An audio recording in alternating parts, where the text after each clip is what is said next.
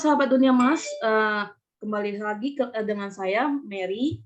Kita mau membahas tentang satu produk yang sudah sangat terkenal banget, yaitu Razer. Dan kali ini saya mengundang Pak Devin sebagai pembicara dari Razer.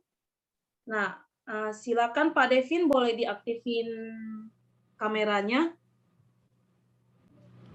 Halo Pak. Halo Ibu. Aduh, gimana kabar Bapak Pak? Ya baik, masih pandemi, masih di rumah aja. Berarti WFH dong hari ini? Iya, kita masih WFH terus sih. Betul. Nah Pak, sebelum lanjut bahas ke produknya, Ya. Kita mau nanya nih, Razer ini berasal dari mana ya? Oke, jadi Razer ini kita didirikan tuh di 2005. Jadi itu di California oleh CEO kita, Bapak Tan Min Liang. Jadi balik lagi, kalau Razer sendiri adalah lifestyle brand ya untuk gamers. Jadi di Razer sendiri kita menyediakan untuk gaming equipment di PC, ada keyboard, mouse, headset, terus juga kita ada konsol untuk controller di PS4, PS, PlayStation, dan juga Xbox.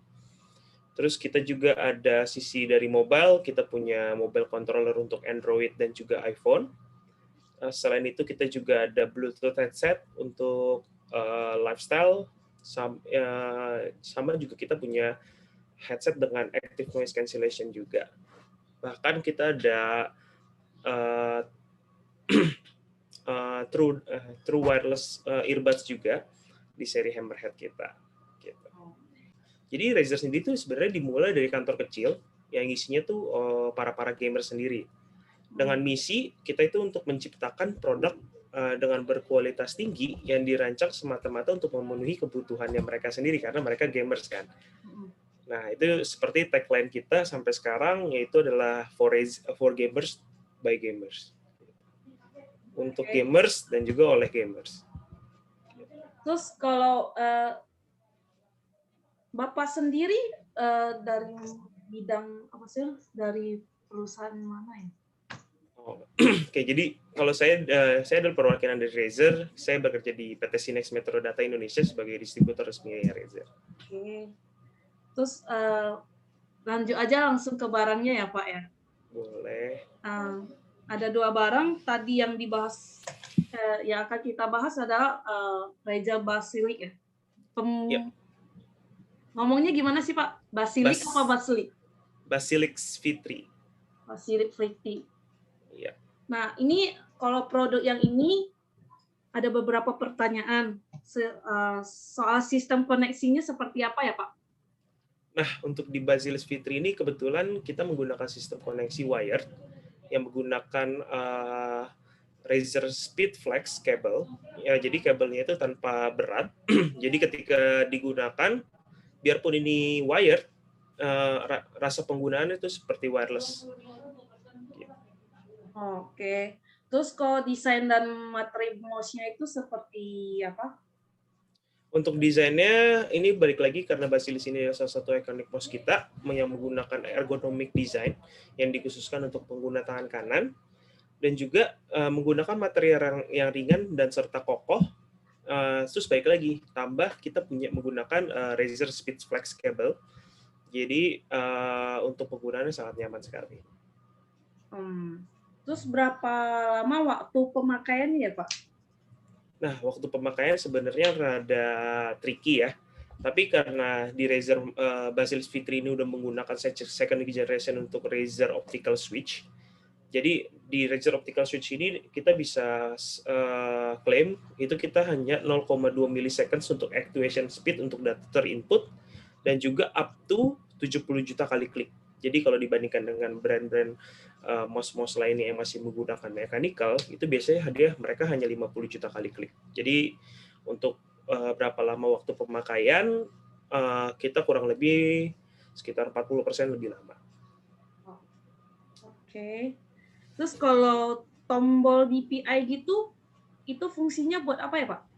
Oke. Jadi kan ada beberapa, kalau kebetulan untuk di seri Basilisk ini, itu kan banyak tombol yang ada di mouse-nya. lebih jelasnya itu ada 11 programmable button yang dapat dikustomisasi sendiri oleh usernya sesuai dengan kebutuhan mereka. Nah, di Basilisk V3 sendiri itu ada tombol untuk mengatur DPI. Di sebelah Yaitu mana? itu di atas, di atas mouse-nya yang ada dua di bawah scroll. Di bawah scroll. Oh, Ya, di sini.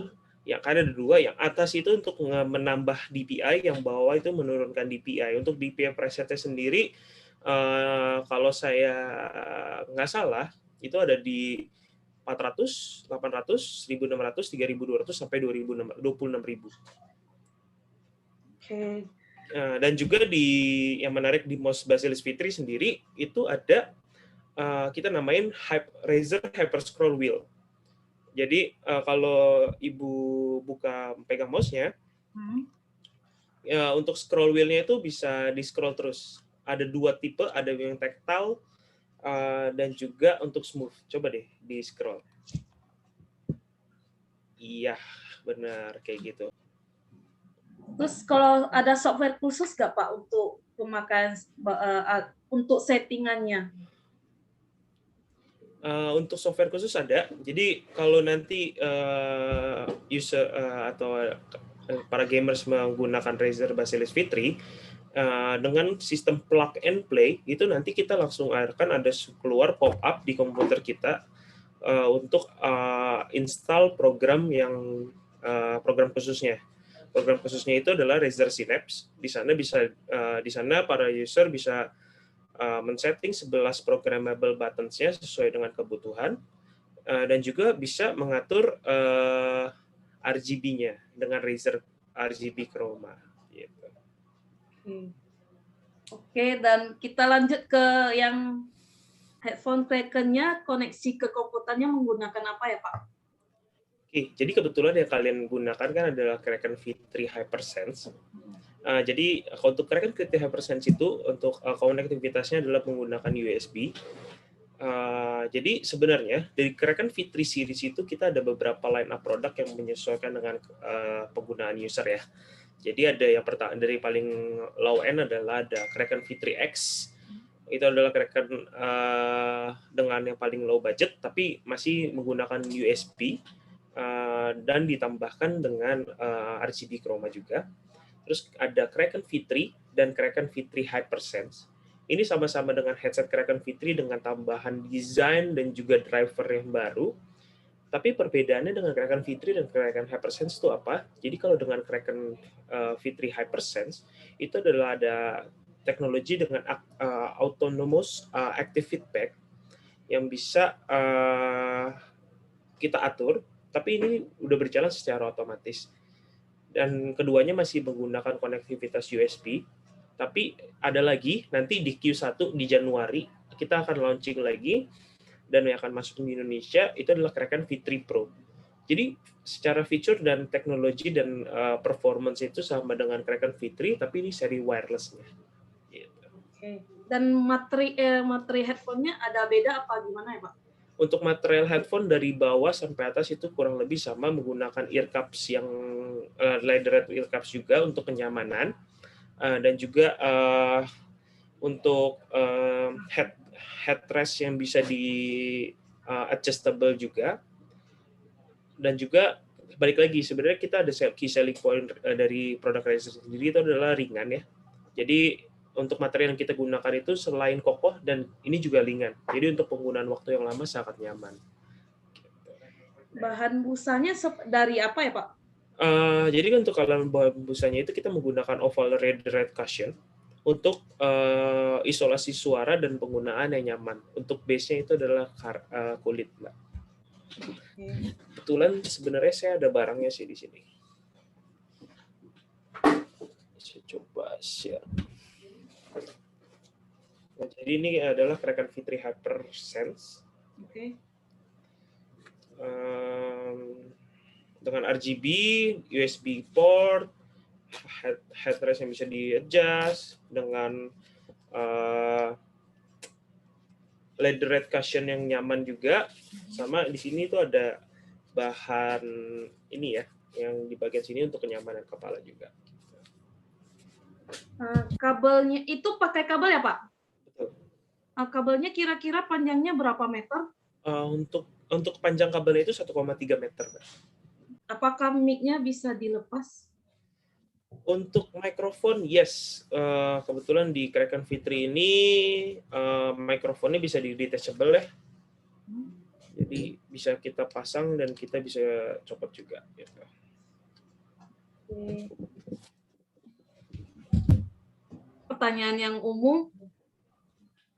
Kira-kira Bapak ada tips and trick nggak untuk merawat produk dari Razer sendiri? Mungkin biar lebih awet atau gimana gitu. Oke, jadi kalau dari saya sendiri sih, kebetulan saya juga seorang gamers ya. Untuk penggunaannya sih harusnya nggak ada masalah sih untuk user penggunaannya seperti apa, karena memang dari produk Razer sendiri didesain untuk penggunaan yang cukup ini ya, karena ini buat gamers. Kalau gamers kan mainnya lama gitu kan, emang penggunaannya tuh emang intens banget, itu udah didesain. Jadi dari mouse kita, headset kita, dan juga dari keyboard kita juga sudah siap untuk akan kebutuhan itu gitu. Jadi untuk ngerawat, mungkin selama kabel-kabel yang tertata rapi, terus juga nggak ada kabel-kabel yang terikat satu sama lain, harusnya no problem sih untuk penggunaannya. Dan juga dari Razer sendiri kita menyediakan one-on-one product replacement untuk warantinya, dan waranti untuk headset, keyboard, dan juga mouse itu selama 2 tahun. Jadi ketika produk kalian rusak, itu akan kita langsung ganti yang baru. Jadi untuk tips tambahan dari saya, paling jadi kita baru launching satu produk mouse yang sangat fenomenal juga, itu adalah DeadEder V2X Hyperspeed, di mana ini adalah menggunakan mouse yang menggunakan dengan DeadEder shape. Kebetulan yang ini adalah DeadEder V2 Pro, tapi sebenarnya untuk yang DeadEder V2X Hyperspeed itu desainnya mirip, dan yang membedakan hanya tidak ada RGB dan ada dua tambahan button di sebelah kiri. Nah, itu fungsinya untuk apa? Itu bisa tambahan untuk button yang bisa kita customize juga di Razer Synapse. Jadi untuk penggunaannya akan lebih fungsional juga. Dan juga di mouse DeadEder V2X Hyperspeed ini adalah mouse wireless dengan DeadEder shape pertama yang sangat affordable yang kita keluarin. Siap. Makasih ya Pak waktunya. Siap, sama-sama Pak Bu Mary. Thank you ya.